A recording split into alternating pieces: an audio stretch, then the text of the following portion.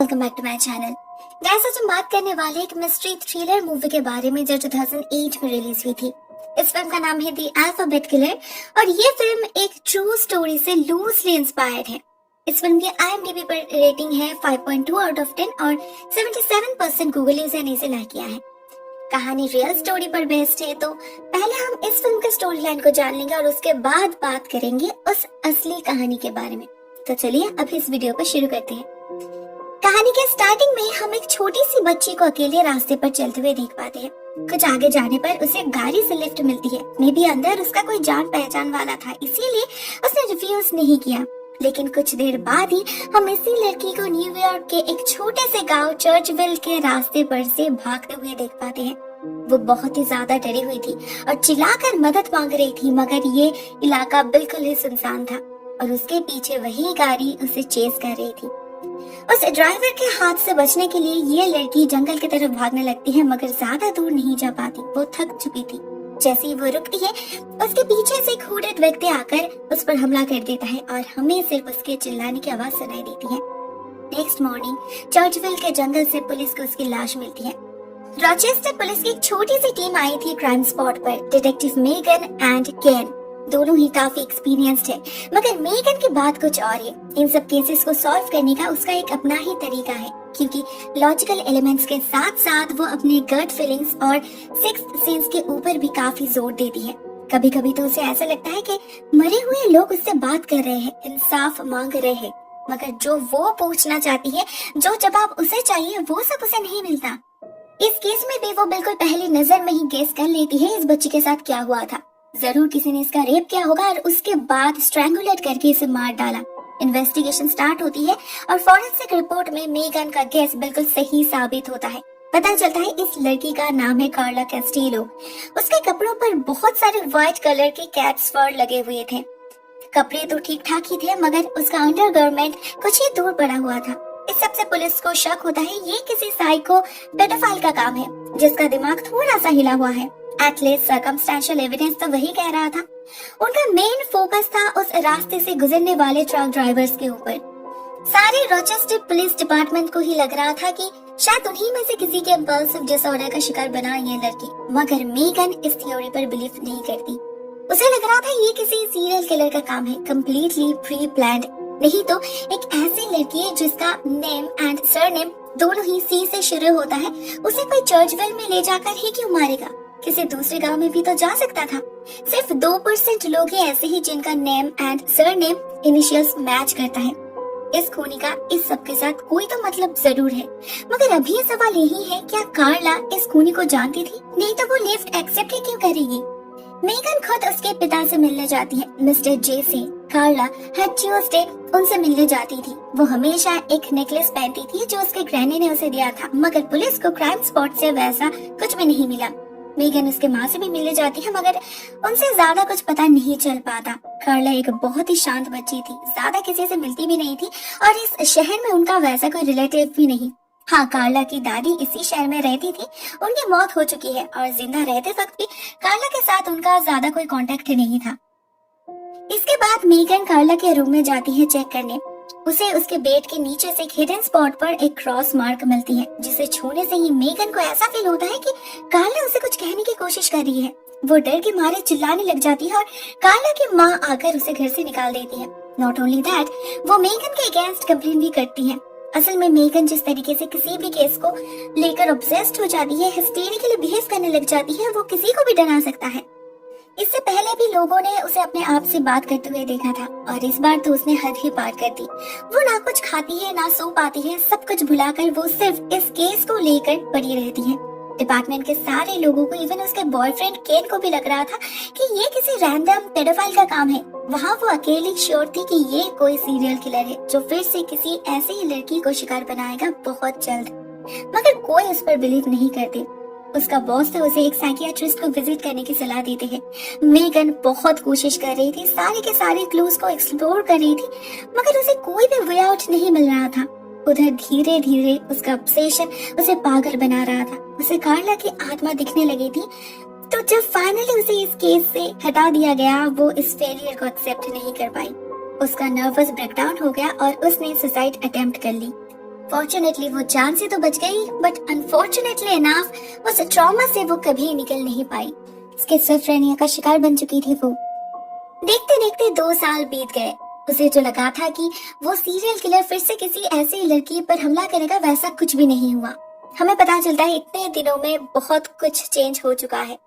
Megan अभी पहले से काफी बेहतर है। She is under medication, counselling and therapy सब कुछ चल रही है, मगर सबसे ज्यादा हेल्पफुल उसके लिए सपोर्ट ग्रुप थेरेपी साबित होता है, जहां वो अपने जैसे लोगों से अपनी बात शेयर कर पाती है। वहां पर ही उसे एक अच्छा दोस्त भी मिला है, रिचर्ड। वो फिजिकली तो हैंडीकैप्ड है, लेकिन मेंटली और साइकोलॉजिकली वो मेगन को काफी ज्यादा गाइडेंस देता है। शायद इसीलिए मेगन उसके साथ वक्त बिताना पसंद करती है। उसे अपने दिल की सारी बातें उससे शेयर करती है। प्रोफेशनली वो अभी और कोई डिटेक्टिव नहीं रही। अभी वो एक नॉर्मल डिवीजन में डेस्क वर्क करती है, वो भी उसके एक्स बॉयफ्रेंड केन की कृपा से। नहीं तो शायद उसे पुलिस डिपार्टमेंट ही छोड़ना पड़ता।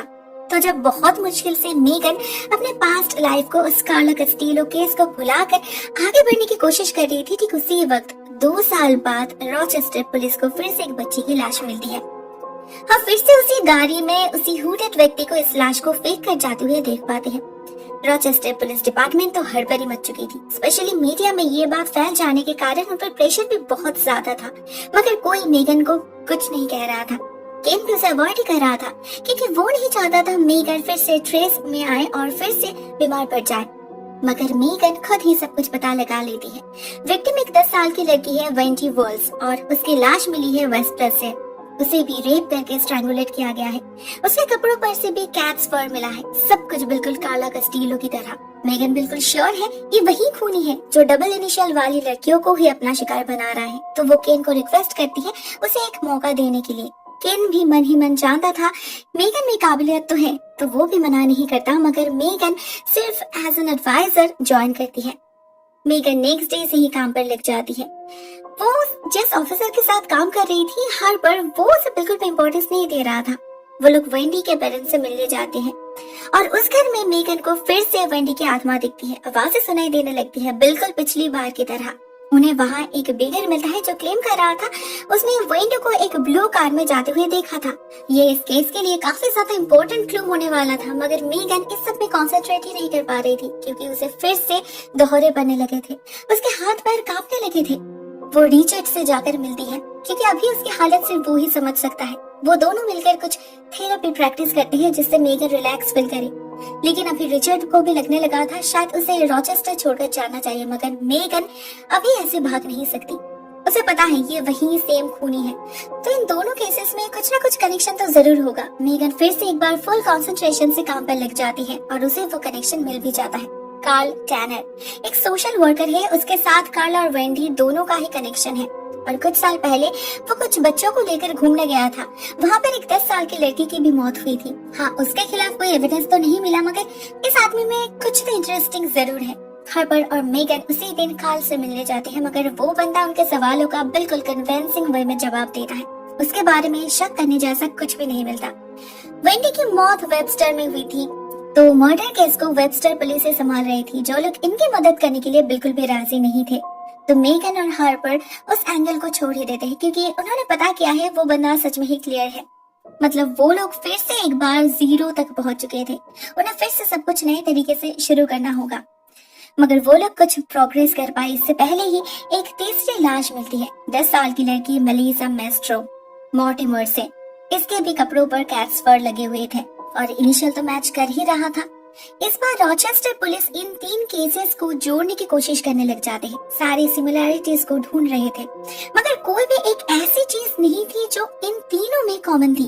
जैसे मेलिसा और वेंडी ये दोनों सेंट माइकल्स चर्च में जाते थे, मगर कार्ला नहीं। ये दोनों सेम जिम्नास्टिक स्टूडियो में जाते थे।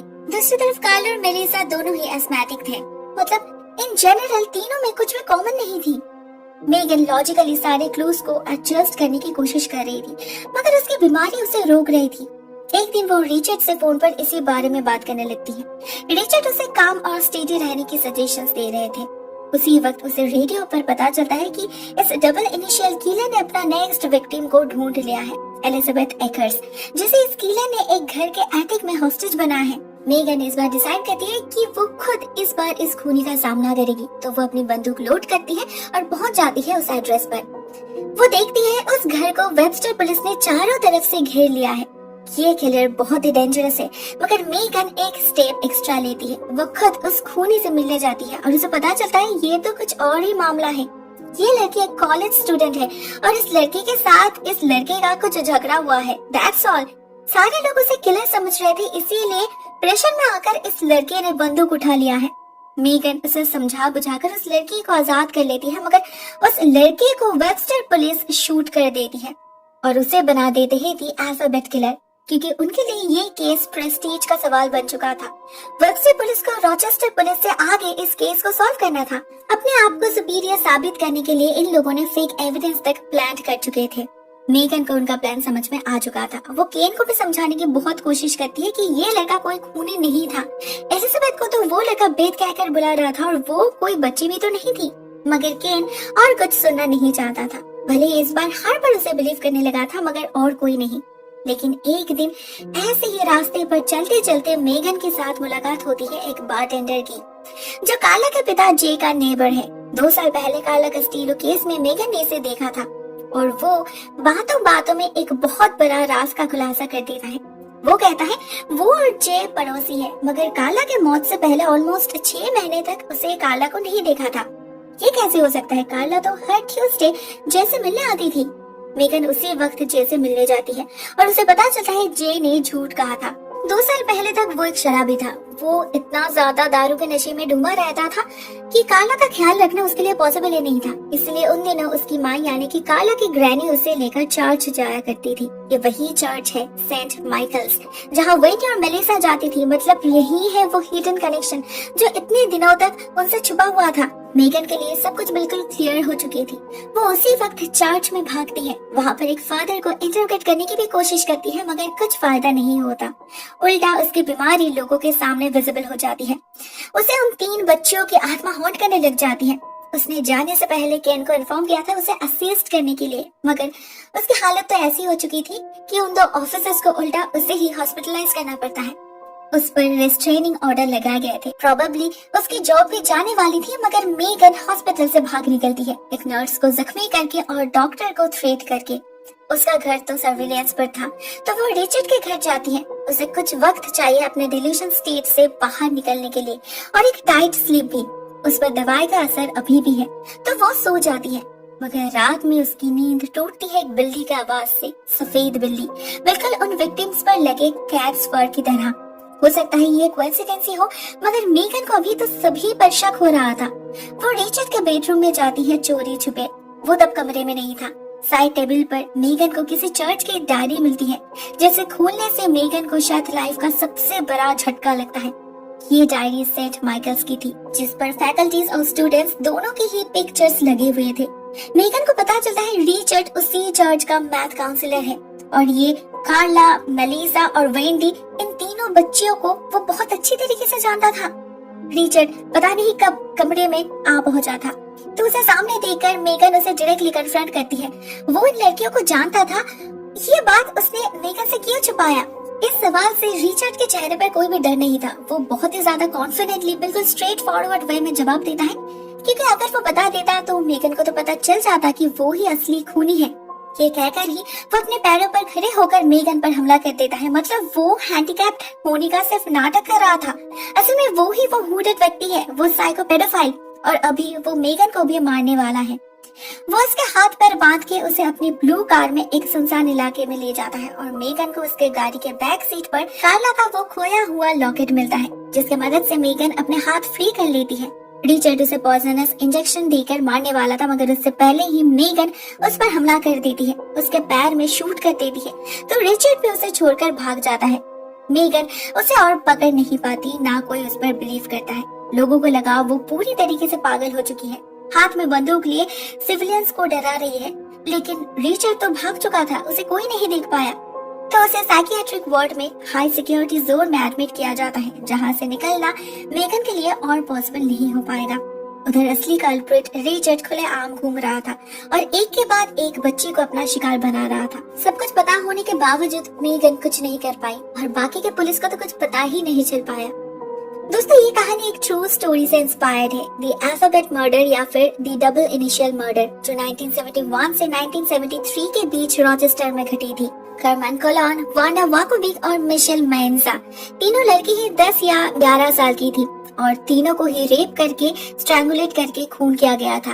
उनकी लाश ऐसे जगहों से मिली थी जो उनके नाम के इनिशियल के साथ मैच करती थी। इस केस में बहुत दिनों तक इन्वेस्टिगेशन चला। पुलिस को कुछ सस्पेक्ट्स भी मिले मगर कोई सर्टेन एविडेंस नहीं मिला।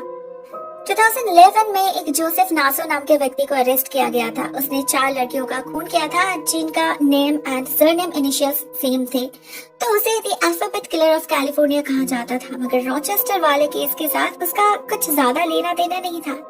हाँ, शुरू में लगा था मगर लास्ट में डीएनए मैच नहीं हुआ। मतलब आज तक ये केस अनसॉल्व्ड ही है। इस फिल्म को एंटरटेनिंग बनाने के लिए मेगन के कैरेक्टर पर ज्यादा फोकस किया गया है। कुछ सुपरनैचुरल एलिमेंट्स डालने की कोशिश किया गया है, बट एंडिंग दोनों केसेस में ही रियल एंड रियल दोनों लाइफ में ही होपलेस ही है। अभी तक दी वेरी नोटोरियस अल्फाबेट किलर का कुछ भी पता नहीं चल पाया। वो कहाँ है, जिंदा है या मर गया है, ओनली गॉड नोज। दोस्तों, ये कहानी यहीं पर एंड होती है। मैं भी इस वीडियो को यहीं पर एंड करती हूँ। Thank you so much for watching this video guys. बहुत जल्द मिलते हैं एक नए वीडियो के साथ, तब तक के लिए टेक केयर।